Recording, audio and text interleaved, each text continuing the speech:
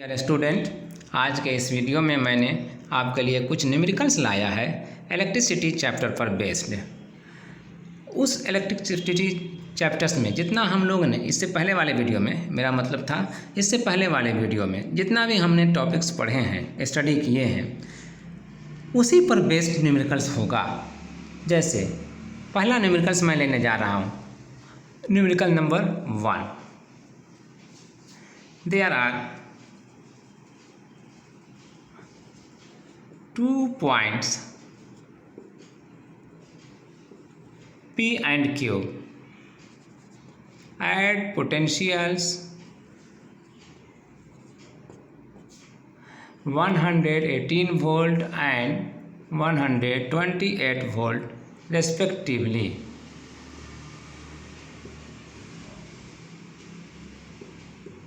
ठीक है। Find the PD across the points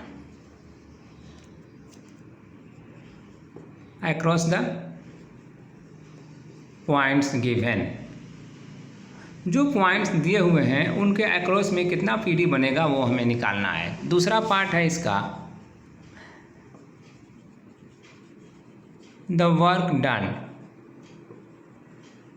when A charge of 2 coulomb is moved from the point P to the point Q।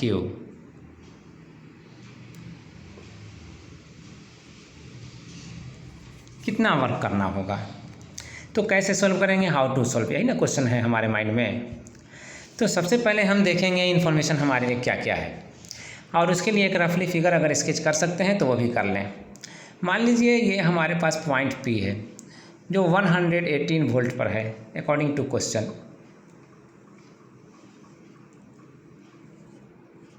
ठीक है। और दूसरा point हमने ले लिया यहाँ Q, और ये 128 वोल्ट पर है। ठीक है। तो अब हमें मालूम करना है कि दोनों पॉइंट के बीच का पोटेंशियल डिफरेंस क्या है ना। तो अकॉर्डिंग टू क्वेश्चन आप कह सकते हैं कि VP equal to 118 volt, VQ equal to 128 volt. So VQP higher potential है Q, इसलिए Q को पहले लिखते हैं VQP। तो equal to VQ minus VP, और VQ minus VP means 128 minus 118 कितना हो जाएगा? ये 128 माइनस 118, तो ये हो जाएगा 10 वोल्ट। ये 10 वोल्ट का पोटेंशियल डिफरेंस आएगा। दोनों पॉइंट के बीच में कितना वोल्ट आया है? 10 वोल्ट। अब वर्क डन कितना होगा? तो नाउ वर्क डन के लिए आप जानते हैं वी नो WQ2P। ठीक है, WQ2P, P2Q जितना आप P से ले जा रहे हैं, यस, तो आपको लिखना पड़ेगा P2Q।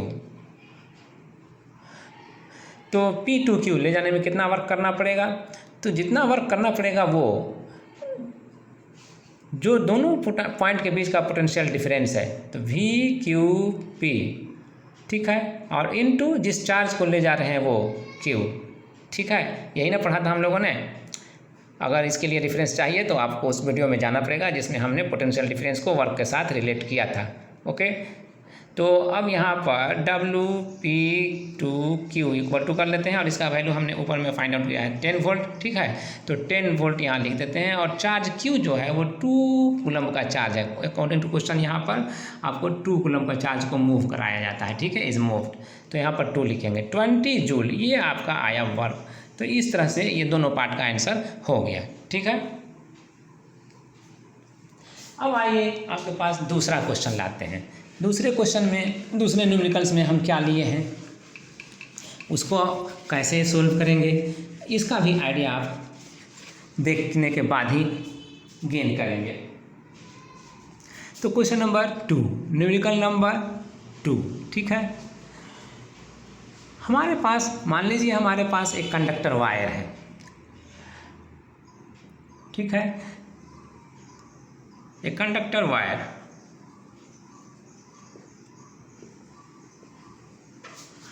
Of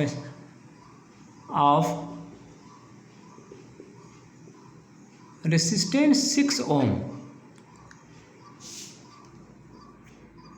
is folded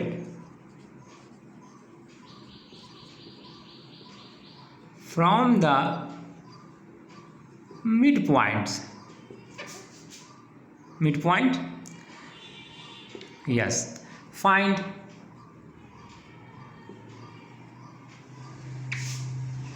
the new resistance and resistivity, ठीक है, ऑफ द कंडक्टर। और इसी में आप इस क्वेश्चन को समझने के लिए आगे भी इन्हेंस कर सकते हैं। If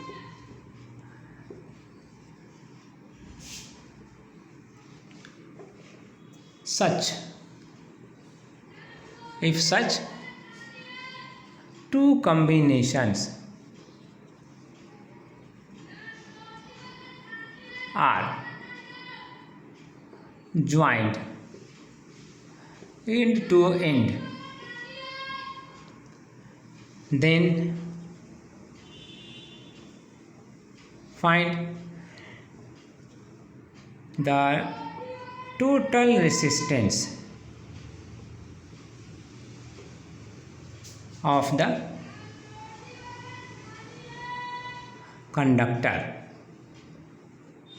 or combination in combination।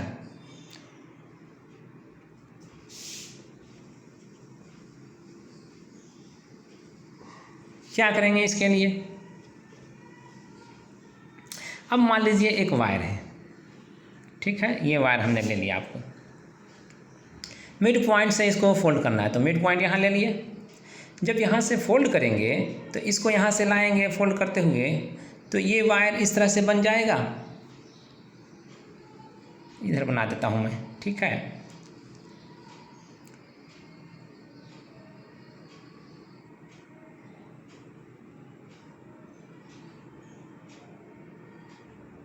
ऐसा, ठीक है, फोल्ड करके ऐसा दोनों टच कर दिया जाएगा। जो एंड ला रहे हैं फोल्ड करके उसको यहाँ ले आकर के टच करेंगे, ठीक है। तो टच करने के बाद अब ये कंडक्टर रह जाएगा, है ना। अब इसका रेसिस्टेंस क्या होगा और इसकी रेसिस्टिविटी क्या होगी, ये हमसे पूछा जा रहा है। तो पहले रेसिस्टेंस क्या था इस कंडक्टर का? तो पहला रेसिस्टेंस था 6 ओम, यही ना था दिया हुआ, यस। तो अब आप देख लेंगे कंडक्टर का लेंथ चेंज हो रहा है। क्या कंडक्टर का क्रॉस सेक्शनल एरिया भी चेंज हो रहा है? यस, कंडक्टर का क्रॉस सेक्शनल एरिया भी चेंज हो रहा है। पहले अगर इस वायर का थिकनेस देख रहे होंगे, समझ रहे हैं, तो फिर अब इस वायर का जो अब नया फोल्ड करने के बाद वायर बना है, इसका भी थिकनेस आप समझ रहे होंगे। नेचुरली इसका थिकनेस ज़्यादा है ना। तो कितना ज़्यादा है? तो जितना इसका था उसका 2 टाइम्स, तो क्रॉस सेक्शनल एरिया डबल हो गया, ठीक है। तो अब आप यहाँ पर लिख सकते हैं एज फ्रॉम द क्वेश्चन या अकॉर्डिंग टू क्वेश्चन, एल क्या किया जाता है? हाफ एल कर दिया जाता है। सो ए क्या हो जाएगा? ट्वाइस ए हो जाएगा। क्रॉस सेक्शनल एरिया कितना हो जाता है? बढ़ करके डबल हो जाएगा when they are folded together या as they are in contact, है ना, ठीक है।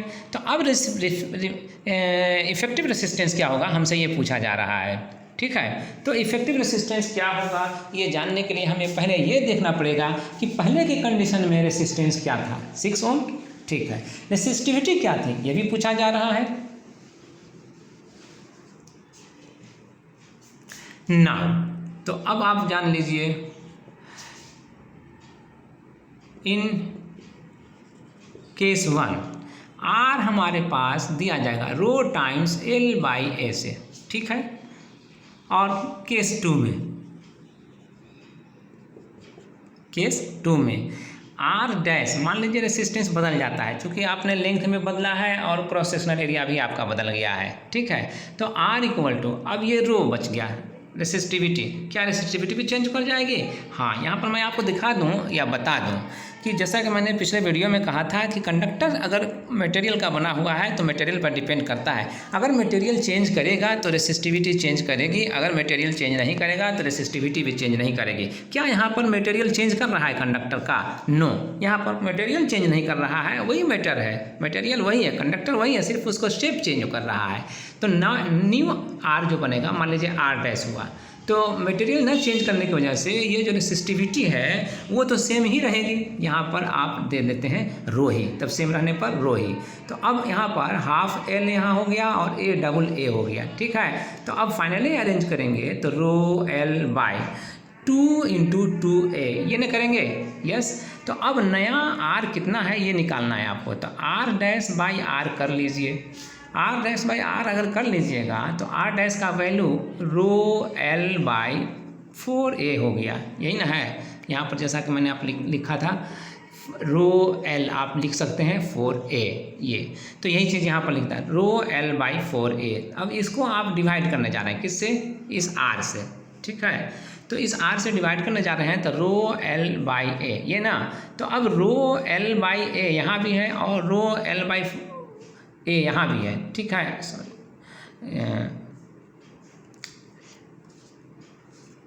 इस तरह से देखा जाए इसको, यस। तो ये कंप्लीट कैंसिल हो जाएगा। अब क्या बचेगा? 1/4, ठीक है। तो अब नया आर जो होगा आर डैश क्या हो जाएगा? 1/4 इंटू आर। बताइए आर का वैल्यू एक्चुअली था कितना? आर का वैल्यू तो 6 ओम था, तो 1/4 इंटू 6, 2 2 जा 3 2 जा, है ना, कैंसिल होगा। अब कितना बनेगा? तो अब बनेगा 1.5 ओम। ये हुआ आपका आंसर, ठीक है, पहले पार्ट का। अब दूसरा पार्ट क्या था? दूसरा पार्ट कह रहा है कि ऐसा ही ऐसा कॉम्बिनेशन अगर दो सीरीज में कनेक्ट कर दिया जाए तब उसका इफेक्टिव वैल्यू क्या होगा, ठीक है। तो अब ऐसा ही ऐसा कॉम्बिनेशन अगर सीरीज में कनेक्ट करने को कहा जा रहा है तो आप कह सकते हैं कि नाउ फॉर नेक्स्ट पार्ट, तो इसमें आपको ऐसा ही कंडक्टर कनेक्ट हो रहा है और इसमें यहाँ से कनेक्ट कर रहे हैं एक और, यस, ऐसा कनेक्ट करेंगे। तो अब इस पार्ट का रेसिस्टेंस आपके पास कितना आया था?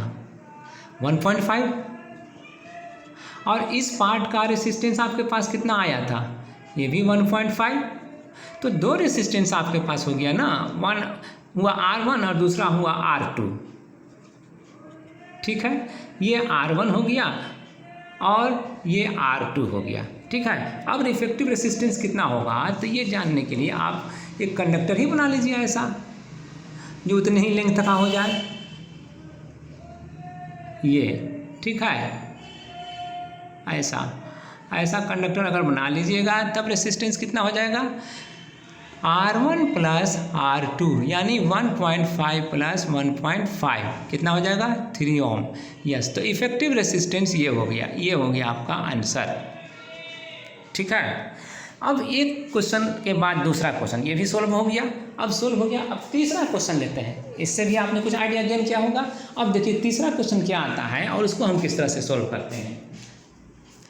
न्यूमेरिकल नंबर 3, कोई इलेक्ट्रिक अप्लायंस, मान लीजिए an electric appliance draws electric current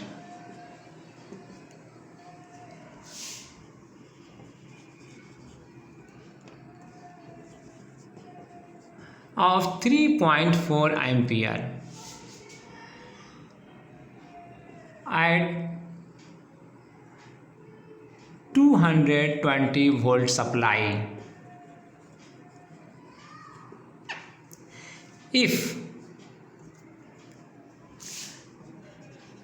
the supply is reduced to 110 volt,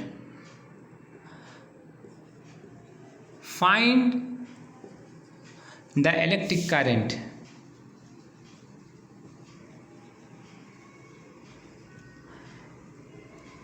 drawn by the appliance. जी, जो अप्लायंस है, जो भी है, वो अप्लायंस कितना इलेक्ट्रिक करंट को ड्रॉ करेगा। कब?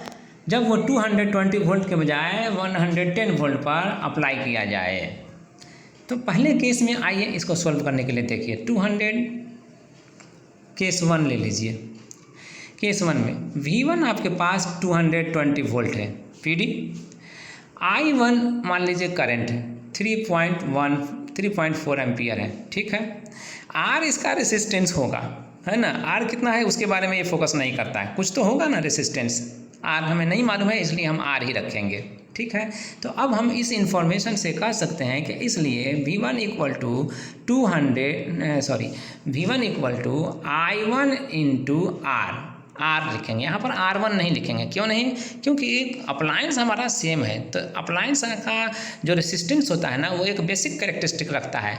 भले ही आप पोटेंशियल डिफरेंस अप्लाई जो करने वाला है, किया जाने वाला है, वो चेंज कर रहे हों, तो अगर वो चेंज करते हैं तो पोटेंशियल डिफरेंस के चेंज करने से करंट भी चेंज हो सकता है, लेकिन उसका जो बेसिक कैरेक्टरिस्टिक है रेसिस्टेंस, वो चेंज नहीं होगा। अब ये बेसिक कैरेक्टरिस्टिक है इसका मटेरियल का, तो ये चेंज नहीं होगा, इसलिए R को हम R1 नहीं लिखेंगे, ठीक है।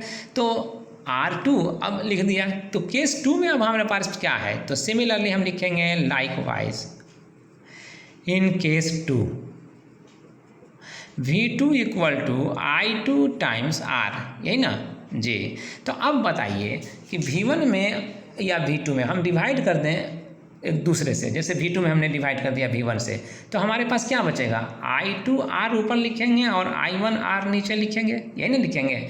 ये हमारे पास V2 है R, जो I2 R2 के बराबर है, और ये हमारे पास V1 है जो I1 R के बराबर है, ठीक है। तो अब बताइए V2 का वैल्यू कितना था अकॉर्डिंग टू क्वेश्चन? 110, और V1 का वैल्यू कितना है जी?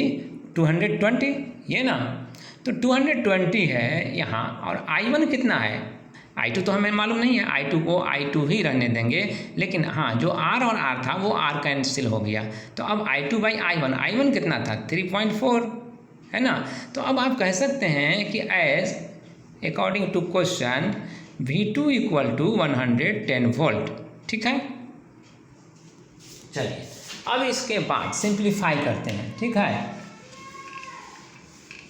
सिंप्लीफाई करने में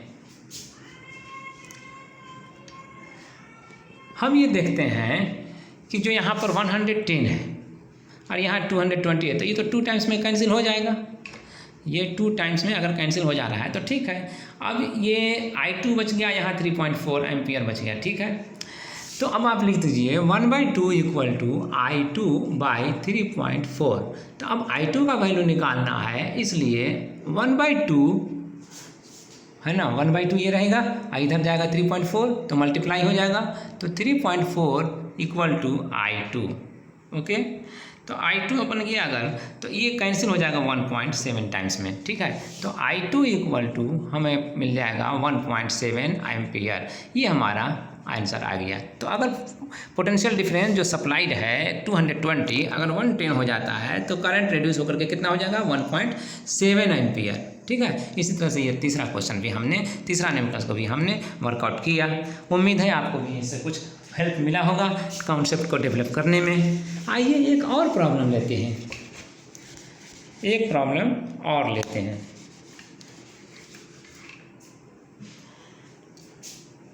न्यूमेरिकल नंबर 4, ठीक है। तो न्यूमेरिकल नंबर 4 में मान लीजिए एक सर्किट में ड्रॉ करता हूँ। फ्रॉम द गिवन सर्किट, लीजिए from the given circuit find the following. Find, तो पहले फाइंड या पहले सर्किट? पहले सर्किट ही, पहले फाइंड ही बता देते हैं, सर्किट तो नीचे देंगे ही, पहले फाइंड ही कर लेते हैं। Find the current, point number 1 में the current measured by the ammeter,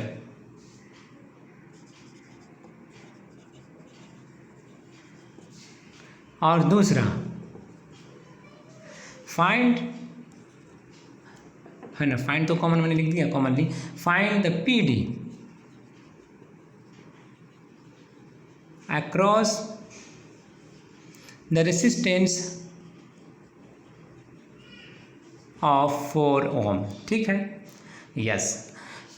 also तीसरा में अगर कह दिया जाए व्हाट विल बी या what will happen to the current if 3 ohm resistance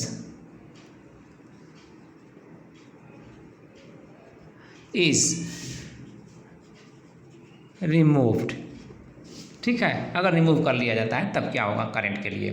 तो ठीक है, अब मैं सर्किट बना देता हूँ जिसके लिए आप इंतज़ार कर रहे होंगे। ठीक है, क्वेश्चन तो आपने लिख ही लिया होगा। ये सर्किट हमने यहाँ पर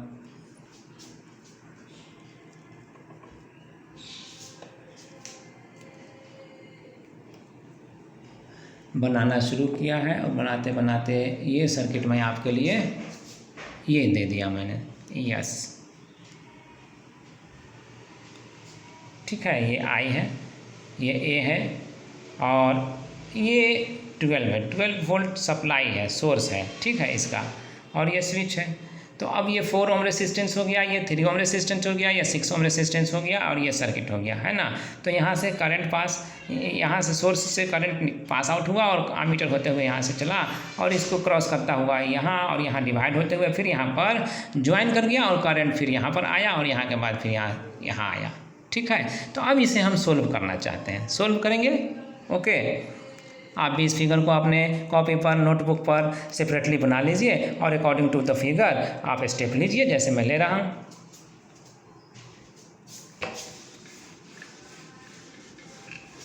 सबसे पहले मीजर कितना करेंगे करंट, आमीटर, ये हमें निकालना है ना। तो पहले हम आपको बता दें कि इफेक्टिव रेसिस्टेंस क्या है सर्किट का। सॉल्यूशन, तो रेसिस्टेंस जो है ना 2 हिस्सों में डिवाइडेड है। एक देख लीजिए, ये 4 ओम का रेसिस्टेंस है, ये 3 ओम और 6 ओम का रेसिस्टेंस है। ये दोनों पैरेलल में है ना, ये दोनों रेसिस्टेंस पैरेलल में। तो पैरेलल में इनका इफेक्टिव वैल्यू क्या होगा ये हमें निकाल देना चाहिए। तो अब यहाँ लिखेंगे the effective, the equivalent, effective या इक्विवेलेंट एक ही हुआ, द इफेक्टिव या equivalent resistance of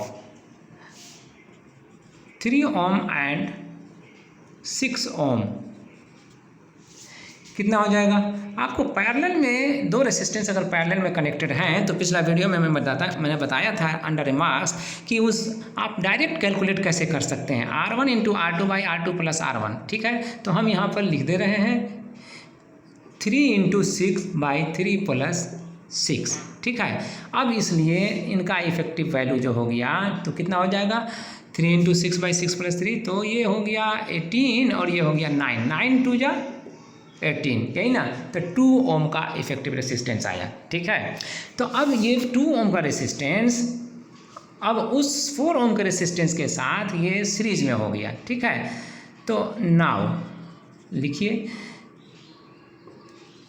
the 2 ohm resistance is in series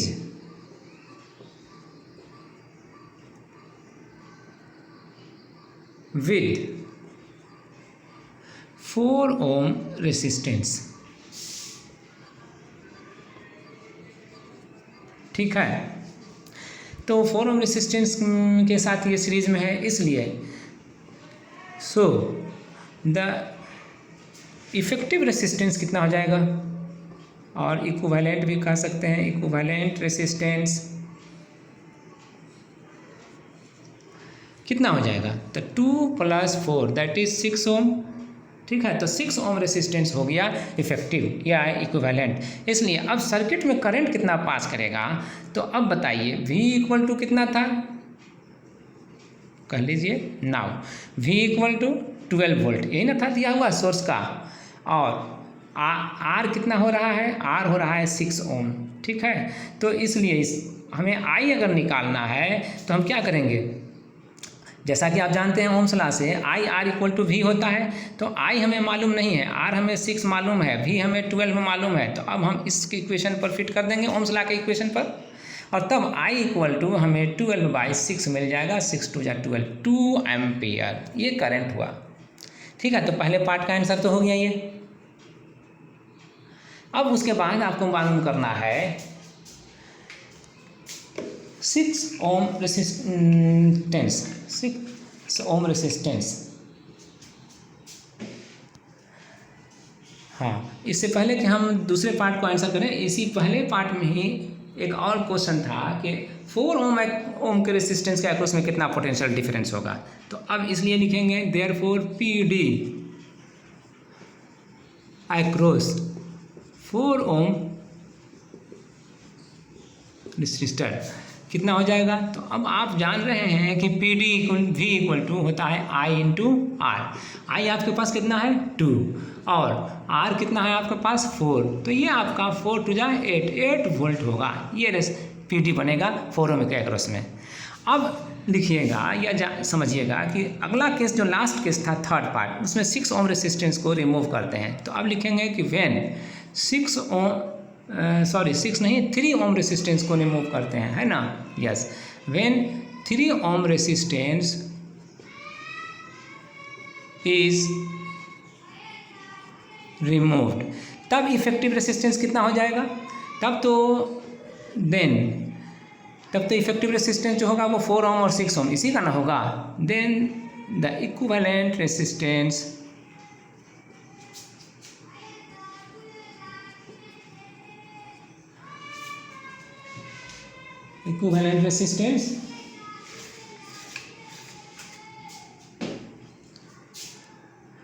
will be only of 4 ohm and 6 ohm resistance, है ना। तो so R equal to effective resistance, R या equivalent दोनों में से कोई भी हम लोग वर्ड लिखते हैं, R इक्विवेलेंट ऑफ रेसिस्टेंस। तो R इक्वल टू कितना हो जाएगा 4 + 6 कितना हो जाएगा 10 ओम, है ना, 10 ओम हो गया। अब 10 ओम अगर हो गया है तो इससे अब करंट पर क्या इफेक्ट पड़ेगा, तो करंट पर इफेक्ट पड़ने के लिए अब फिर V इक्वल टू आप IR को यूज़ करेंगे। अब V का वैल्यू आप जान ही रहे हैं 12 है, I का वैल्यू अब आप नहीं जान रहे हैं, ठीक है, लेकिन R का वैल्यू आप जान रहे हैं 10, तो यहाँ पर 10 दे दीजिए।